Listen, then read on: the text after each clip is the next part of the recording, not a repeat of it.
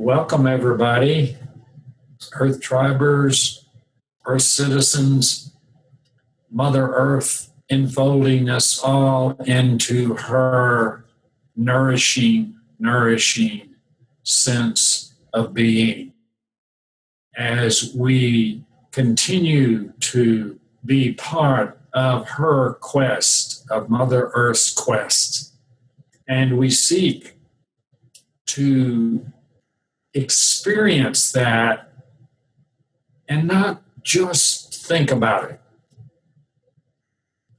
To begin this experiencing, calling on Mark Weiler, Red Path, Vision Quester from Colorado in La Vita, the life, to help us get started today.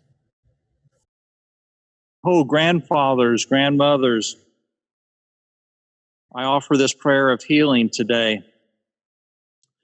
I'm burning this sage to clear out what is no longer needed. I will burn this sweet grass to invite in the new, the healing energies.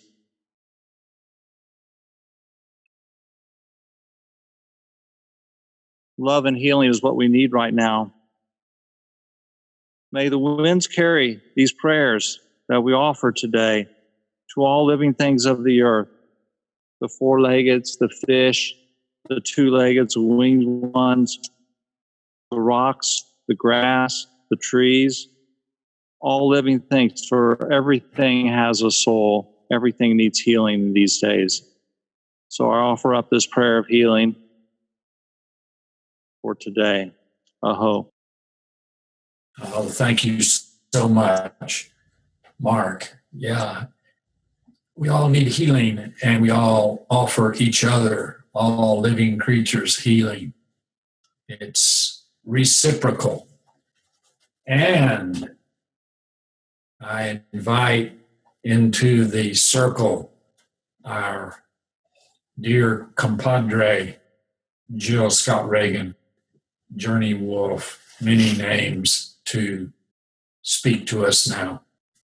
Oh, I'm grateful to be here and so grateful that you all have joined us. So what is this Earth on a Vision Quest? That's a lot to take in. Well, decades ago, before the Earth Tribe was even called Earth Tribe, we were just a little bunch of two-leggeds trying to learn how to do sweat lodge ceremonies and how to cry for a vision. And in those early days of beginning Vision Quests, Will was leading and Bearheart was there mentoring.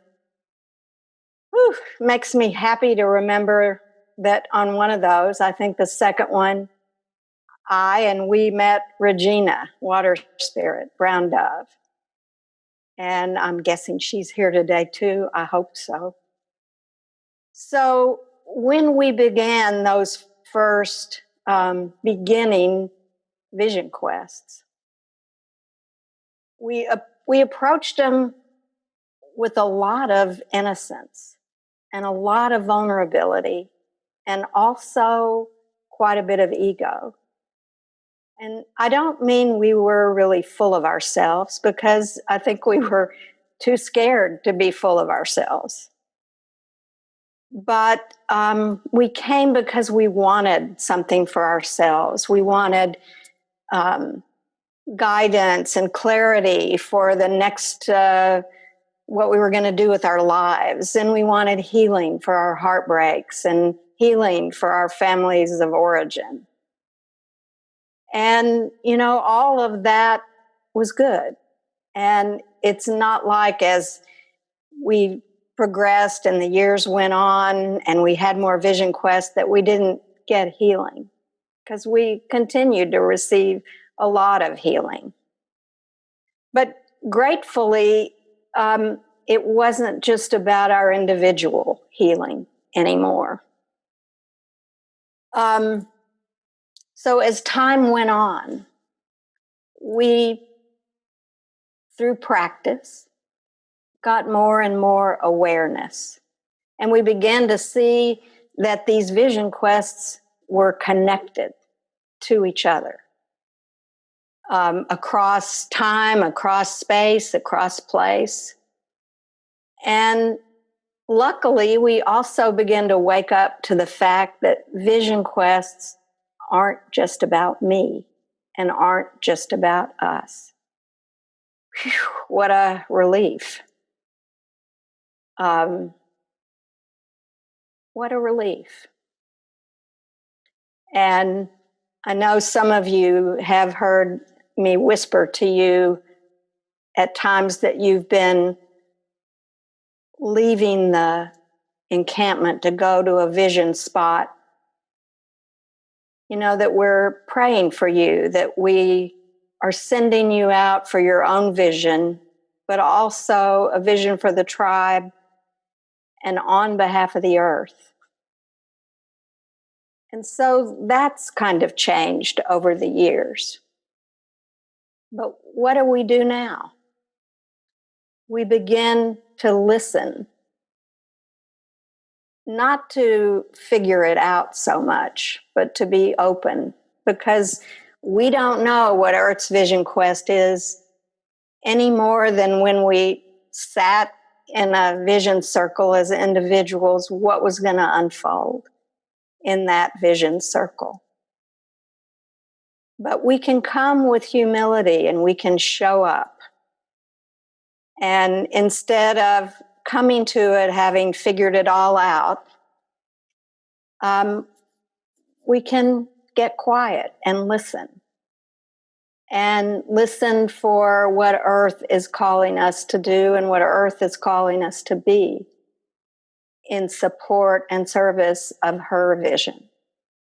And that's why we're in this circle. I hope. Thank you, Jill. Wise words. We're all leaning into what it means. I find myself leaning into the screen. We're leaning in to the experience of grasping our identity as actually a part of Mother Earth's body, mind, and soul. Now let's link in to what it feels like together as tribes and as Earth citizens. What does it feel like in our own work with ourselves? Is this, I don't know, different? Yes, it's different from being in person, but is it valuable? I'm inviting Lisa Dvorak in to speak to this and share from her life. Oh, and interesting. I have something to say, and then I have something that added on because of what Jill said. And I will say this, that in the last gathering when Will Turner told his story, one of the things that connected me directly to him was the way that he articulated of him being lifted up. And that was part of my vision to go on a vision quest this year. That he did the visual of what I emotionally felt. And I want to bring him in the circle because we share a totem together, a dragon. And I just bring that in for him today. And one of the things that I really wanted to be able to say is that when I watched Dr. Will on the Shamanism Summit, he was talking about the story of Wazo the wolf dog and the wild heart. And Wazo was this very powerful teacher that came to me, and the story that Dr. Will told was very moving, and I just wanted to talk about how deeply that pierced me, because I think, like you, that each time I listen to Dr. Will and I listen to others, I gain a new perspective, even when I'm familiar with the subject or the story. And that moment watching him was very significant in this vision quest, and why I included Jill in some of the communication, because in 2005, Wazo was 18 months old. He contracted spinal meningitis, and I had to let him go. And a great deal of my suffering stemmed from the feelings that he was very much ripped away from me too soon, and really of being, embarrassingly I say this, but I really felt ripped off and cheated by Sacred Mystery, because I couldn't believe that he was gone. And over the years, I wrestled with the tension of my story and the larger story, and being even introduced to the angel of death and Teo opened up that perhaps that our four-leggeds have an agreement with the angel of death too. And then when I heard Dr. Will talk about when our session that we had down into his canyon and tying Wazo up to this tree so that we could talk, and he in turn just going into his wellness and chewing through the leash, and that ignited the awareness and will of Starheart, of the Wild Heart self. That hurled me out of what was a 15-year, very myopic view of Wazo's Earth walk, and probably mine too. And in that moment, my very small vision got bigger and bigger, and I cried, and it was a very deep cry. And I think that that's part of this, is that for him and that particular story, it never really felt complete. And I kept wanting that there was something else that I just didn't really get. And in that moment and in subsequent moments, I've learned that Wazo's story was about me, but his story was about me. And that's what's so important, is that these vision quest stories, these awarenesses that we get, it's about us and that andness of the larger story is what really, when we are blessed with that insight, and being able to see it and feel it and touch it and have that sensory experience of it, was just such a powerful movement for me. And I have such deep gratitude in my heart for that to come through me, and for that to come through your story, Dr. Will. Aho. Aho, Lisa. So I want to just say that your story there, Lisa, is underlining for me is that this technology that we tend to separate from and say, well, now we're the Earth citizens, we're the Earth tribe, and this technology is kind of something else. Well, no, it's all the technology is a part of Mother Earth also. And she can speak to us, and the great sky, the Wankantanka, the sacred mystery can speak through us. The beloved can come to us in these ways if we open up. And thank you for telling us about that opening up. And I invite everybody in the circle today to open to the possibility of deeper connection through this means that we're using, and that evidently Mother Earth has some purpose for us, being nudged and jerked in this direction.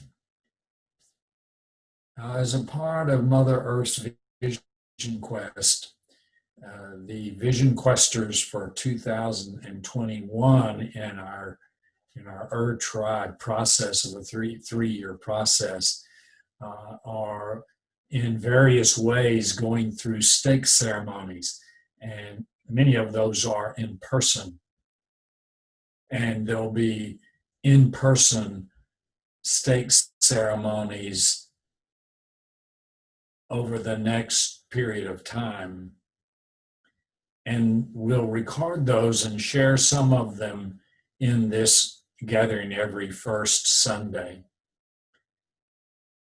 And today we're going to experience Karen Smith's stake ceremony that she had here at Flying Buffalo Land with Judith and me. And I invite you to allow yourself to enter into this stake ceremony. You can put your A1 sauce aside.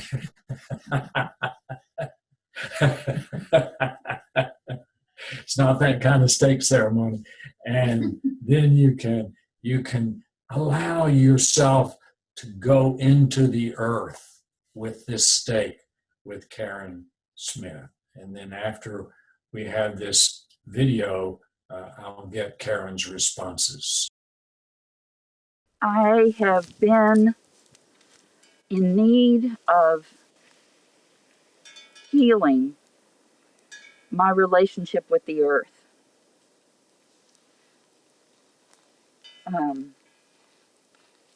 And I also am inspired by the creativity that's happening in the Earth Tribe to teach us how to do ceremony and to have vision quests even in the time of COVID. So I wanted to be held by the earth, and I want to hold her. And then Will taught us that the earth is on a vision quest. Mm. And so it became even more important for me to quest in honor of Mother Earth. And then that would heal my relationship with her. I have not been in good relationship with her as much as I would like to be. And so this will give me a structure and help me, but I will help her. That's my commitment to my vision quest. That's what I know so far. That's a lot, because you said what you said there is the journey we're all taking to actually experience ourselves as being an aspect of Mother Earth as she vision quests. Yeah. So her vision quest is your vision quest, a part of it. You are a part of that, and you're helping us all to experience that, not just think about it. Right. And to experience that at a deep level. Now, another thing, you had the choice, like the wild heart questers, of finding your own stake and carving it, or using one that Mark and Mary Sue had prepared. Tell us about that. Mary Sue is one of my supporters. And so, Mark is also vision questing. And I wanted to have a stake that Mark had made and that had come from his property. His land has been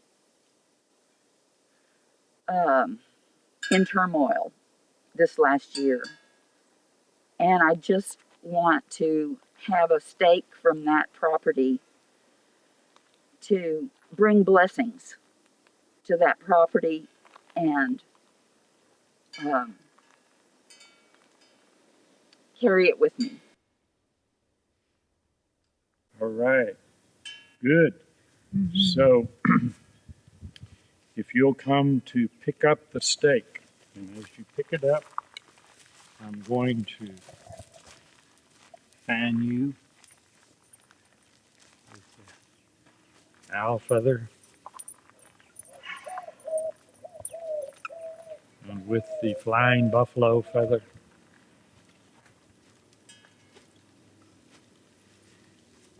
And with the hawk feather.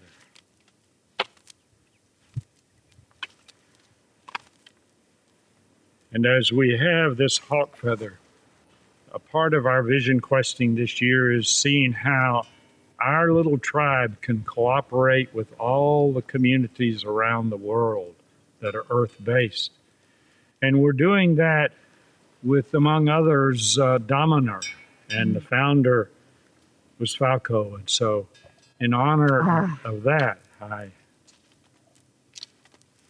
fly over to Italy and back. Aho. Aho. And then you have some rocks here, and you can pick one that will help you drive it into the ground.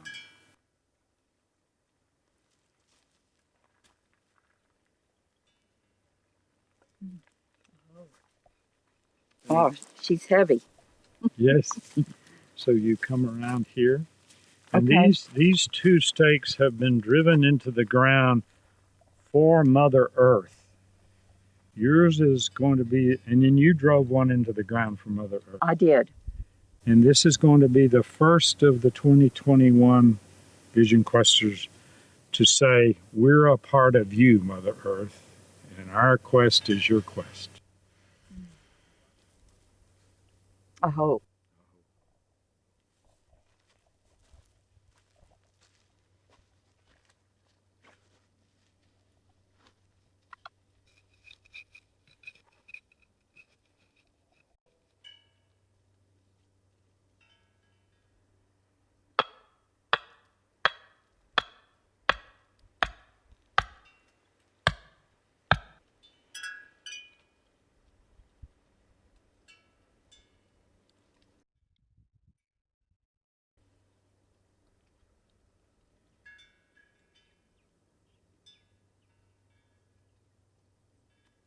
Aho, Sacred Mother. I put my stake in the ground with great humility and asking your guidance for this following year. And I want to be a part of your vision quest. And with great humility, I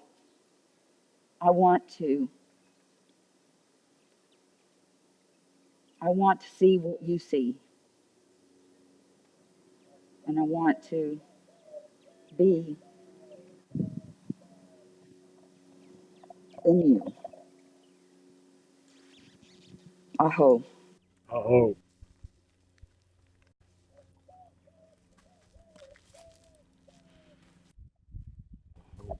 Aho.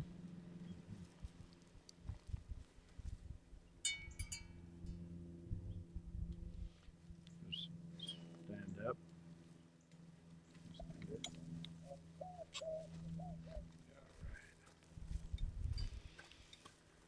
Ah, we'll hold hands. Yes, we're holding hands. Holding hands. Flying. Yeah.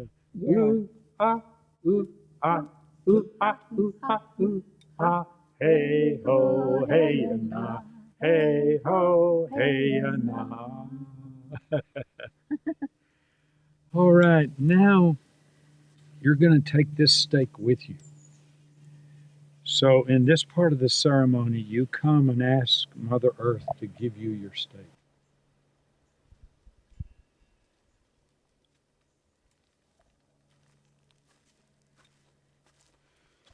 Aho. Sacred Mother. I pledge you my soul for this year and forever after. I wonder if you can release my stake for me to carry it with me this year.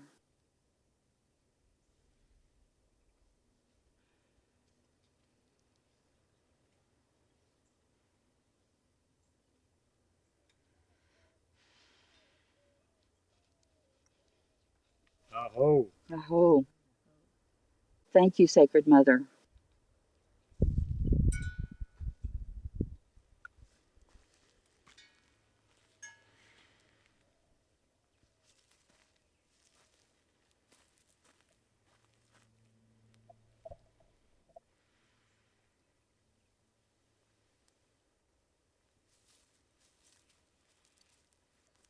Ahiana, Ayawichanayo, Ahiana, Ayawichanayo, Ahiana, Ayawichanayo, Heneyo, Heneyo. Aho. Aho. Give your response to that experience and as you're re-experiencing it now. Oh, Vision Quester, Karen. Aho, Earth Tribe. My dear family. Well, I have my steak here. Mark, I'm so grateful for your work in preparing the steak for me. And I do feel your energy when I hold my steak. It's on my altar every day. I feel very blessed to have had a steak ceremony in person with people there.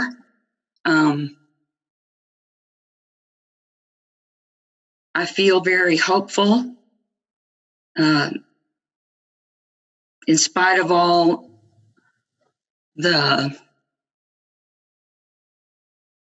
chaos going on in our world, when I am connected with you, Earth Tribe, when I'm connected consciously with the earth, I feel hope. I know that our Great Mother will be open for us to heal her and for her to heal us. And I know more and more every day that there's no separation between us and between all of us and the earth. We're all, as we hear a lot these days, we're all in this together.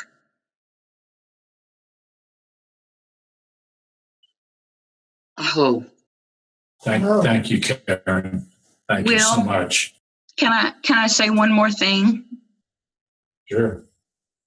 I'm sorry, I meant to say this and I forgot, but another part of my questing this year is for whatever this means, I'm asking for big wisdom to come through me and through the earth for whatever we need to do to heal ourselves and the earth and each other. I just wanted to make sure I got that in. Thank you. Okay. Good. Thank you. So there are many avenues, many channels that Mother Earth is expressing herself. And as I interact, looking and experiencing our visions and each other, it seems to me like she is enlarging her consciousness for a receptivity to some larger linkage with the cosmic. And we'll find out about that. And one of the ways she's speaking is through our dreams. And I invite all of us to pay very close attention to our dreams. And I want to invite Armaya to come in through video to share a dream with us, and then we'll get a couple of comments from Armaya afterward. So I had a dream, and I recognized that in participating with the Earth Tribe, the online Vision Quest storytelling, and the last stake ceremony, I recognize that all of what was shared is stirring in my subconscious conscious awareness and is a part of the dream that I want to share with you. And in my dream, I am driving in the woods towards my destination, and I look over to the right, and I see a dead owl laying on the grass. And my heart is grieving for the loss of its life. And I'm feeling very sad, but I recognize I need to get to my destination. And so I go up in a park, and then I come back. And as I approach the owl, I see that its right wing is gone. And at the same time, I see it blink. And I recognize, oh my God, it's not dead. And I know it's in the dying process, and I don't want it to be alone. So I go and I very cautiously sit down next to it because I don't want to cause it more angst. And I don't quite know what to do and what it needs or how to support it in its dying process. And I reach out and with my left hand, I put my left hand on its where the right wing was. And I feel a connection flow through me as if I'm an extension of the owl. And then I feel its talons are wrapping around my wrist and my hand. And I think, oh. But I feel the point of its beak, and I know not to move.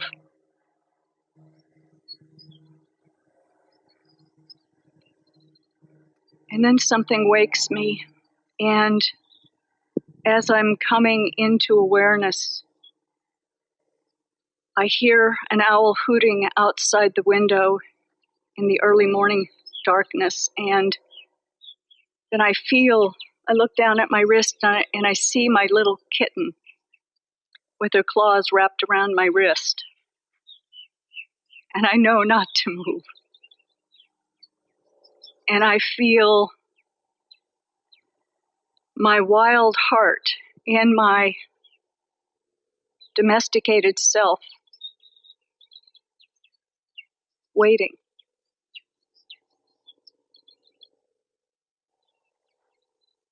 And that's my dream. I don't really want to put too much meaning to this dream because when I shared it, there were so many different kinds of responses. It was like a kaleidoscope of meaning that was shared back. And yet for me, it touches a couple of years ago, I had a vision quest. And in the vision quest,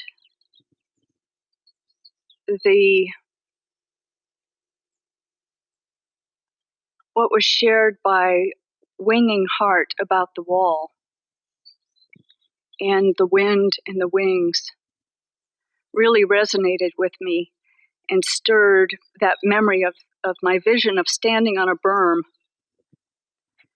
between two different ecofields. And we had a storm coming in and the wind was gusting.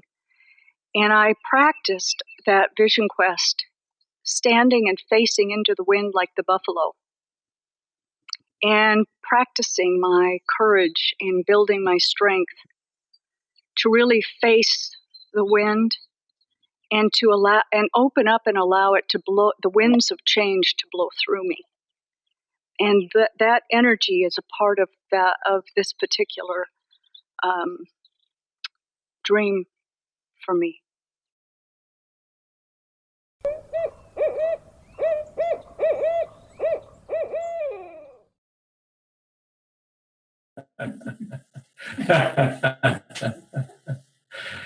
Oh, well. So I'll invite you, Armaya, to make any utterance you would like to make at this moment. One of the, this particular dream has really been with me in a feeling state. It's almost as if I can feel it's, the feeling of it is still with me. And the willingness to be present with what is dying, and also noticing that the caring presence of my healer wanting to know how to help, and the silent listening that is my guidance from Owl, along with the playful inquisitiveness of my little kitty. So that also is holding the energetics of this dream for me. Yeah, thank you so much. And our visions and dreams such as this one carry so much meaning that when you say you don't want to attach too much meaning to it, I know what that means to me is I don't want to jump to conclusions, but I do want to be open to the meaning that emerges. I was reading, just before we started today, I was reading from David Bohm, the great physicist of the last century. And he says that even in the smallest electron and photon, there is an element of meaning. Think about that for a moment. An element of meaning through a form of consciousness in the smallest particle. And another thing that stood out to me as I listened to your dream in several different ways is how the owl interacts in the three-dimensional world outside your window, joining talons with the fifth or sixth dimension owl in your dream, and then coming back to the owl that was painted into the rock, and then hearing the hooting come. I just love that. This is a prototype for us to follow as we unfold. Delightful.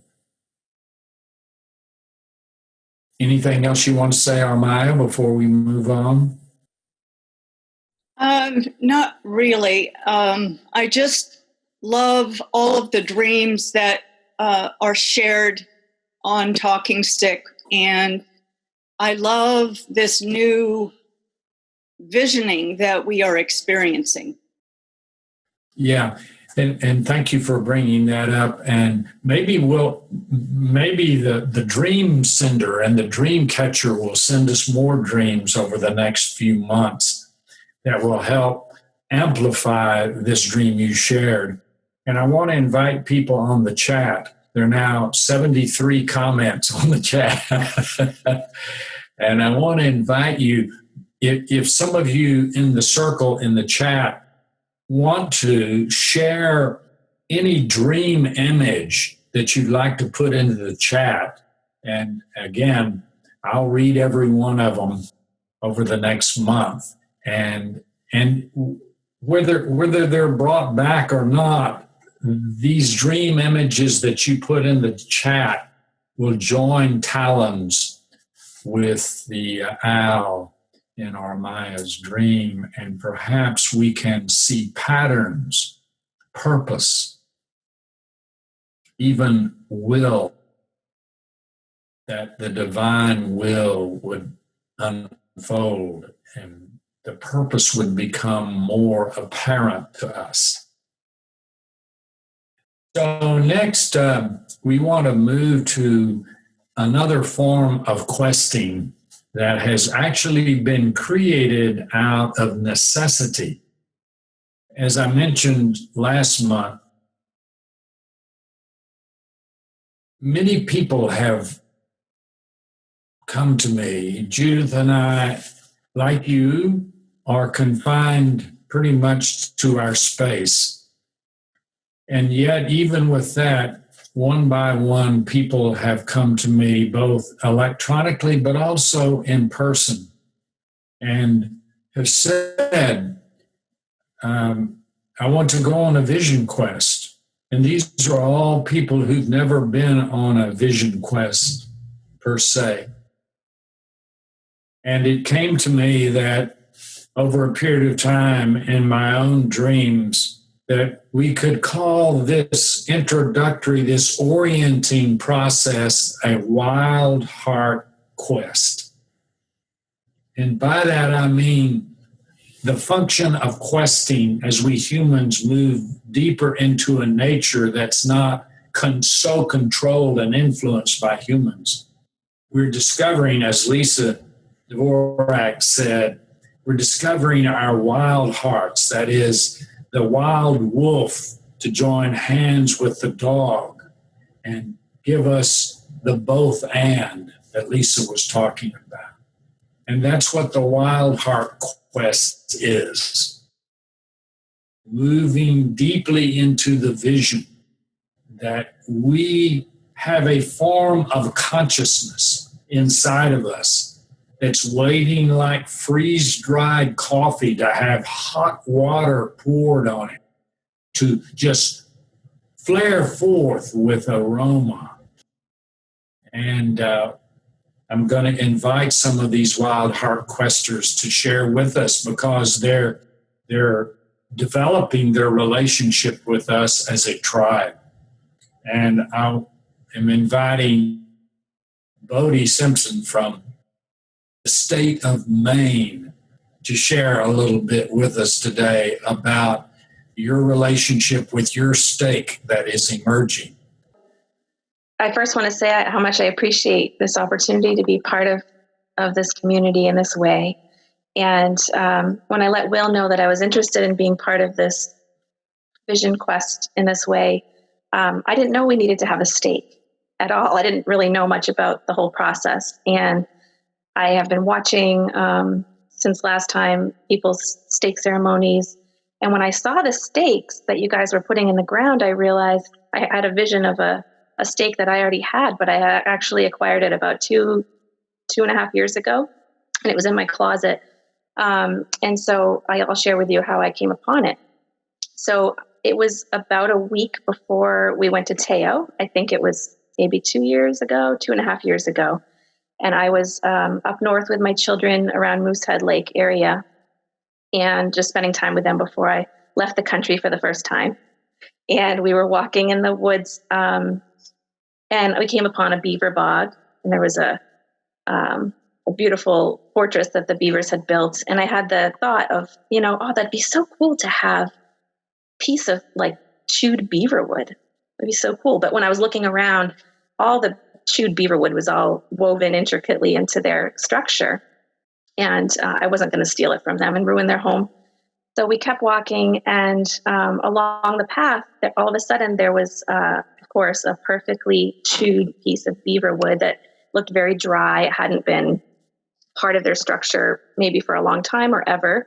And it was laying right in front of me by the road, and I have it right here. And each end kind of looks like your stakes. Each end was perfectly chewed. And so it's laying in the road, and I pick it up and I'm like, okay, yeah, I can fit it in my hands. I'm not sure what I'm going to do with this, but it just felt like it was going to come home with me. And when I picked it up on the ground, I don't know if it was right under it or right next to it, was a snake. And I actually got a picture of it with my children because we were there kind of looking at nature. And so there's a little guy. That's my son holding a little snake. And since I showed one of my son, we'll show my daughter. And there's my daughter holding the snake. So we spent time with the snake, came home with my snake, and I had it on my bureau probably for about a year. I don't know why I told Will maybe I was connecting to the beavers, just building a relationship with it.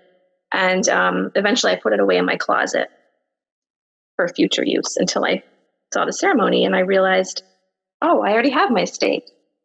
So that was my journey to find my stake right before our trip to Teo. And what Will and I had talked about a little bit was, perhaps I had come across my stake before we even realized we were doing this vision quest, or that I was going to be able to be a part of it. And then the significance of the snake right before heading off to Teo and meeting Quetzalcoatl, and just a lot of interweaving with the experience. Thank you, Bodhi. Yeah, I think in some ways that's what a Wild Heart quest is about, coming out of the closet.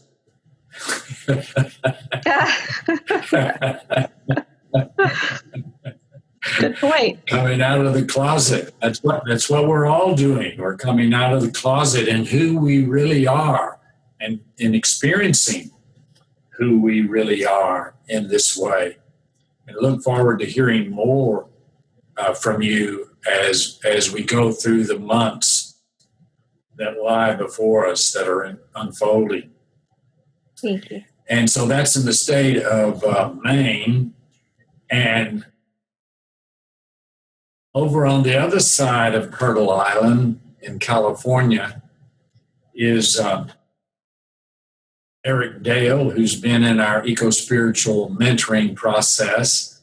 And I want to invite Eric as a part of this Wild Heart quest to tell us a little bit about the very distinctive state that is emerging in his life. And notice with Bodhi and also with Eric about how in this way, this is different than what we've been doing in the past where Mark and Mary Sue and so on select the state. It's like the state is selecting Bodhi and the stake is selecting Eric. We'll see more about that. I'm here to hear you, Eric. Join our circle. Hey, thank you. Yeah, it's good to be here. And I'll just point out right away about, I think you can see behind me, it's my redwood tree in my backyard. I'm just sitting here in my backyard. I'm going to turn the thing real quick. It's just in my backyard. I mean, there's my house, right? But it's a big tree here. It's about 3 people around. You can almost reach around it. So it's a big guy, and it has, you can see there, it has some shoots. It has some youngsters growing up around the base, as how redwoods do. And how I came to the redwood is the process that I've been involved with Will. He's, as he mentioned, I get involved with the eco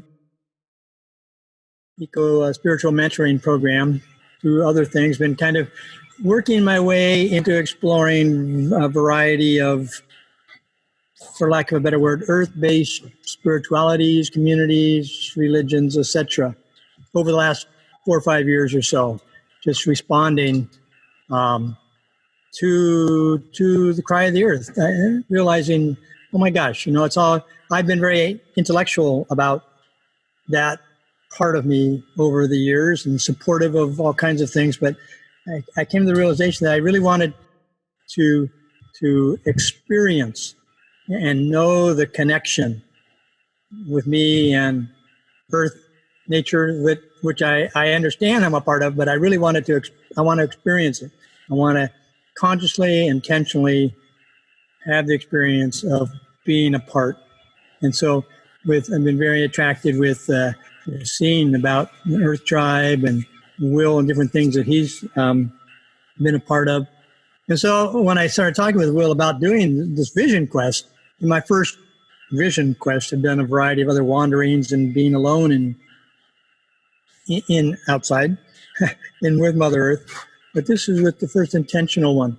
And so he said, well, okay, you'll need to start looking for a space in the area and looking for a limb or something that you can use for a stake. Well, I'm in a rural area, small town, but there's not a lot of public space around. and I don't know anyone who's got a, multi-acre ranch or farm that I can go off and say, hey, let me cut a limb off your tree. So I was in the county park about, 6-7 miles away, and I'm wandering around. It's a great place, a lot of oak trees. And I'm asking, okay, where's something that I might be able to use here? And it was real clear. Eric, can't do that. This is a public park. This is a county. I'm asking the trees. I'm asking, is there even anything dead there? And it was just real clear. No, this is not a place where you can take anything. So I'm going, okay. And so I'm looking closer to home, my backyard in these times, right? I've spent a lot of time in my backyard just trying to be outside without other places to be. And I've had my eye on some of these shoots around the redwood tree for, 3-4 years. That we've been here about 6 years. I think, God, that'd be a great walking stick. But I'm trying to analyze which one, and it's been, I say literally years. And I said, well, okay. And so I came out here and I talked with Will, say, Will, would it be okay? In my backyard, it's right here, nothing special, but it's special because it's here. It's mine, it's ours. It's not ours, but it's in our backyard. And he goes, well, yeah, you should talk to the tree though. And so I've been doing that. So I've been sitting under the tree, just being quiet, and I finally, I said, okay, well, which one? And I'm looking at him, and I'm sitting one time, just real quiet, 20, 30 minutes into it. I got real clear that, Eric, you can't rationalize about which one you're going to take. It's not according to the size or the width or how it looks to you. You're going to have to go up and actually interact with them and let them tell you which one. So I had to completely, so that's the process I'm in now. I've been spending some time with the tree, with the shoots. I haven't got a clear message yet. It may just have to come down to choose. The tree, I think, is saying, well, I'm a part of it, right? Because I was wanting a real clear, just, tell me. And what I got was, well, the best you're going to get right now is that it's okay. It's not a negative. So it's this interesting dance that's going on as I'm even talking out loud. And that's a new thing for me in the last odd number of months, actually talking out loud to trees and plants and animals and birds, which is kind of fun and productive in the sense that I get response. It's nice. So that's where I'm at now is it will be one of these shoots, probably the ones that you see here. There's 5 around the base of the tree. 3 of them are right here. And so my intention is by next month that I'll know which one that is to be used. But that's my process. That's where I'm at with things. Yeah, it's good. A lot of it just is letting go, right? I have to let go of all my agendas and all my intellectual processing and rational stuff and just have to sit with it. And so it's good, but that's where I'm at with it. So thank you. Thank you, Eric. And maybe we'll follow your story and see how the tree educates you, perhaps can educate us. And that's what we're about. Beautiful, beautiful redwood tree. Yeah. And as I look at your tree, I recall, Judith, you and I building a redwood sweat lodge a long time ago. It's quite powerful. Yeah. Okay. So now we had a couple of Wild Heart questers, and then we had Karen, who's in one of our more usual Vision Quest process. And I want to come back now to kind of a hybrid between the Wild Heart quest and the Vision Quest with Jennifer Sabatier. Jennifer has been a part of the Flying Buffalo Lodge for some time now and was really looking at entering and has been really in the first year process of that and was coming to Deer Dancer before the viral wave began to teach us that we're not in control. and so now we're working in a little different way. And Jennifer is also working on a graduate degree and a university. And they're actually doing a course where they're asking her to go out for a period of time and sit in a circle. And so this is becoming a part of her vision quest. And I'm inviting Jennifer to come in at this moment and make a request of us as a circle. Welcome, Jennifer, Vision Quester. Thank you so much for having me and for the opportunity to make this request for support. That's not always a real comfortable place for me, but I'm really learning about how to ask for what I need. And I'm also realizing and recognizing that the universe does respond so fully to those requests. I guess I'll just say a little bits and pieces of how I got here and what's next. So I started my graduate program in the summer of 2018, and I am supposed to finish my master's in consciousness and transformational studies degree in the summer of 2021.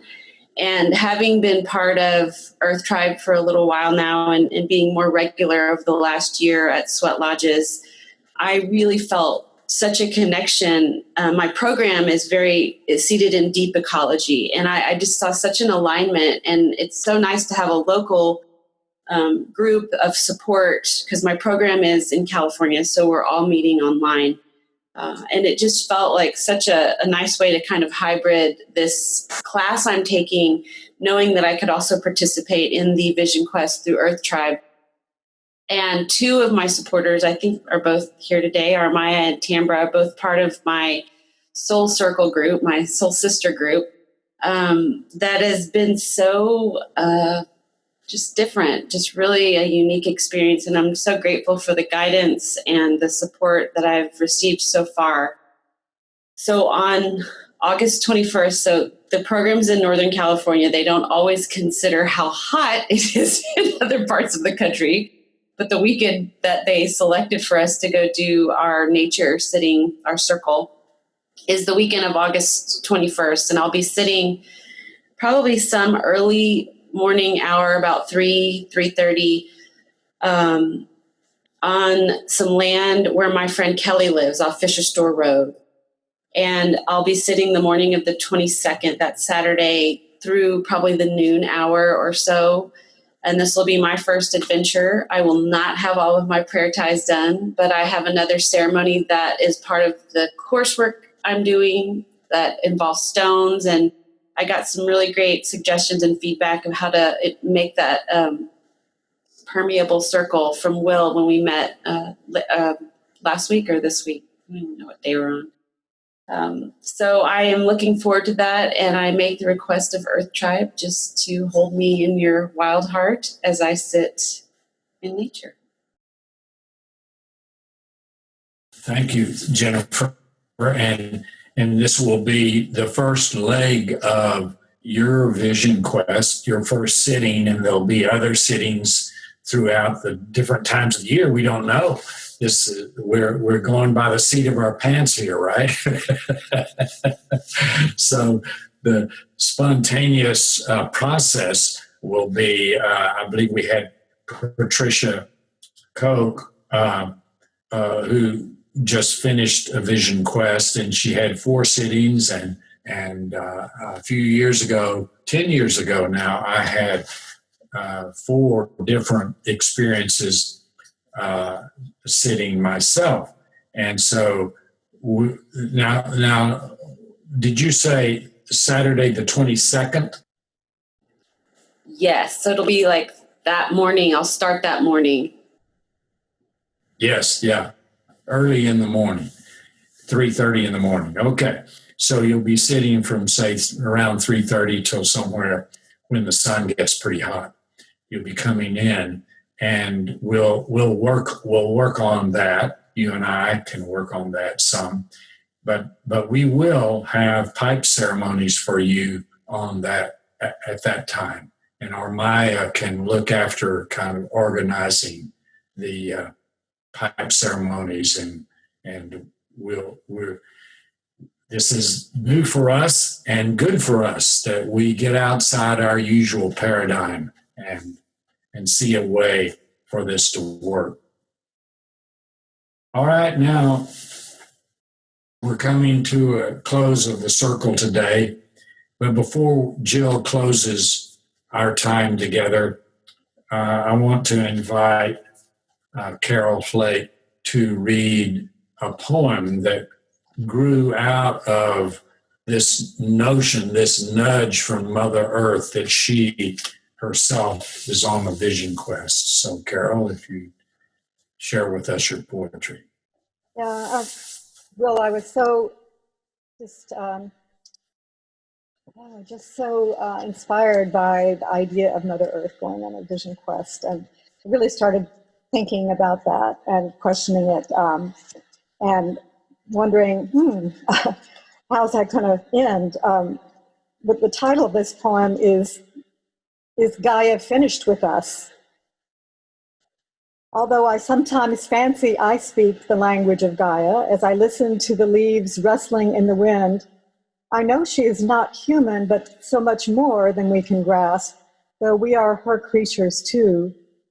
Our utterings are part of the whole clamoring, vociferous chain of being, as ours rise from our throats like the howling of wolves, the grunts of pigs, the sublime calls of birds that all rise upward from the earth. Are our voices distinct from the rest? Does she hear our poetry and passion in this cacophony of prayers and curses swirling from our urges and our clashes? Or is the lament of the last black rhino more likely to make its way to her ear? We beg to be the exception, to spare us as we have always done the right thing. Surely we don't deserve to drown in a flood or cough our lives away from the coronavirus. We think either faith or good works will serve us when it must be more than the luck of the draw. Who listens when I call out in the night? Who hears when I weep over the death of my husband or my dog or a child? Who responds when the tsunami sweeps over the land, taking the wicked and the good equally? Or the tornado tearing into the school despite all the pleas of the trapped innocents? Who shall I praise when I walk through the field of wildflowers that delight me? Who sends the cardinals to trill in my trees? Who guides the monarchs to their home on the mountaintops of Michoacan? Who shall I thank for all these blessings? I want to make her a goddess who can hear our supplications and smell the incense we burn to her honor. I have given up on gods with thunderbolts, though not on the one who took on our suffering and died as one of us. No, I cannot separate myself from Gaia. And so if there is a bird that falls, perhaps I must hear it. And so I must be the one who grieves on her behalf, and I must take up her mantle, so heavy on my shoulders. Aho. Aho. Yeah. Thank you so much. And before I turn it over to Jill for our closing, I just want to make a couple of notes. We'll gather again on September 6th.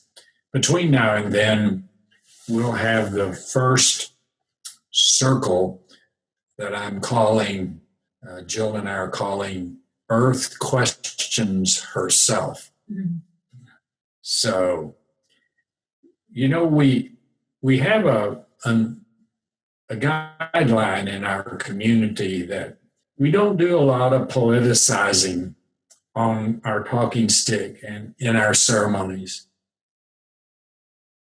But the third Thursday of every Sunday over the next 4 months, we're going to address openly 4 different areas upheaval within Mother Earth. The first one will be the pandemic. We'll talk about that, and we'll talk frankly about it. In September, we'll talk about politics.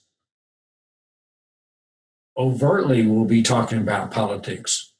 And so we're inviting people to register, but only if you're willing to listen to someone who might have a different point of view than you have.